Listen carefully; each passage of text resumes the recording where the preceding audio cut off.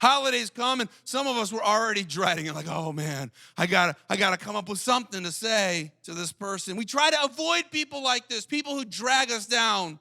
But what kind of person are you? What kind of person are you? Are you a person who builds others up?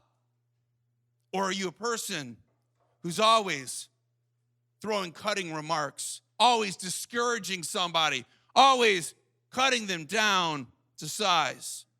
It says in 1 Thessalonians chapter 5, verse 11, it says, so encourage each other and build each other up, just as you're already doing. So encourage each other and build each other up. God wants you to be an encourager.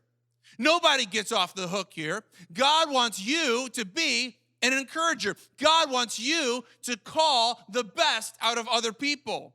God wants you to build other people up. If you reflect back to the last conversation that you had, maybe it was on your way here today, or maybe it was with a spouse or a family member or an employer, an employee. Think about the last conversation you had. Did that last conversation build the other person up, or did it tear them down? Do the words that we speak, do they generally make people feel encouraged, or do we discourage them? Are we encouraging those? See, God wants us to be encouragers. What does this word encourage mean? It means to comfort somebody or to challenge them. If you break the word into two, it's encourage. En means to put in or to make into. Encourage means valor or strength. So if we put that together, it means to put in valor, to make someone stronger. By speaking words, we are giving them, literally giving them courage. Courage to do what? Courage to do whatever it takes. The next step, the courage to face tomorrow. Are we encouragers? Are we giving courage, valor, and strength to other people? If you look at the Greek word here, where it says, so encourage each other, the Greek word is ikatameo, and this word, I don't expect you to pronounce it, but it's a construction term. Ikatameo is a construction term that people would use on a job site, and it literally meant to build a house or to build a building, to bring restoration, to rebuild something, or to repair.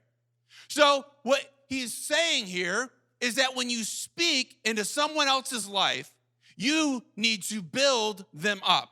You need to build them up, make them stronger, give them strength to carry on, to move forward. So when you see somebody and you're talking to them, which tool do you reach for?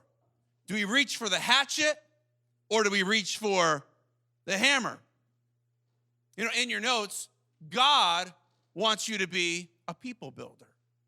God wants you to be a people builder, somebody who's building people up, somebody who's encouraging one another, somebody who's making people feel a little bit more courageous than they did before, building them, restoring them, building up what other people have torn down.